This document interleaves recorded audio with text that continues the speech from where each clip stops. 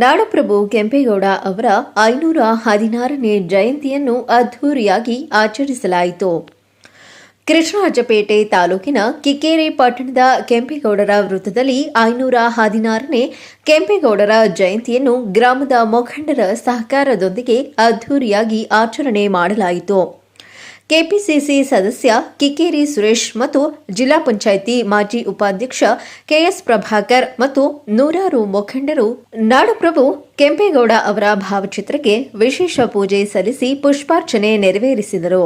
ನಂತರ ವಿಶ್ರಾಂತ ಪ್ರಾಂಶುಪಾಲರಾದ ಚಂದ್ರಮೋಹನ್ ಮಾತನಾಡಿ, ಅವರು ದೇಶದ ಭವಿಷ್ಯದ ಪ್ರಜೆಗಳಾಗಿರುವ ಯುವಕರು ಕೆಂಪೇಗೌಡರ ಆದರ್ಶ ಗುಣಗಳನ್ನು ಮೈಗೂಡಿಸಿಕೊಂಡು ದೇಶ ಸೇವೆಗೆ ಶ್ರಮಿಸುವಂತೆ ಕರೆ ನೀಡಿದರು.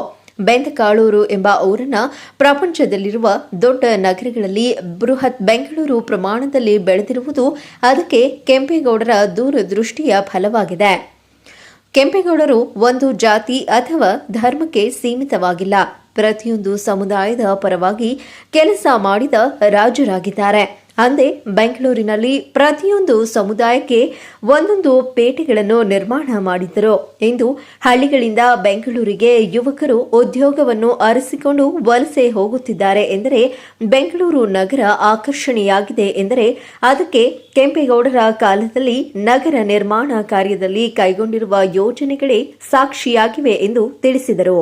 ಇದೇ ಸಂದರ್ಭದಲ್ಲಿ 5 ಜನ ಸಾಧಕರನ್ನು ಗುರುತಿಸಿ ಅವರಿಗೆ ಸನ್ಮಾನ ಗೌರವಿಸಲಾಯಿತು. ಜೊತೆಗೆ ಕಾರ್ಯಕ್ರಮಕ್ಕೆ ಆಗಮಿಸಿದ ಸಾರ್ವಜನಿಕರಿಗೆ ಅನ್ನಸಂತರ್ಪಣೆ ಏರ್ಪಡಿಸಲಾಗಿತ್ತು.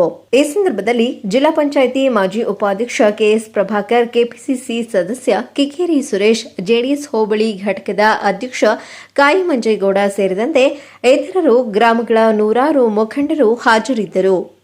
ಶಂಭು ಕಿಕ್ಕೇರಿ, ಚಾಮುಂಡಿ ನ್ಯೂಸ್, ಕೃಷ್ಣರಾಜಪೇಟೆ.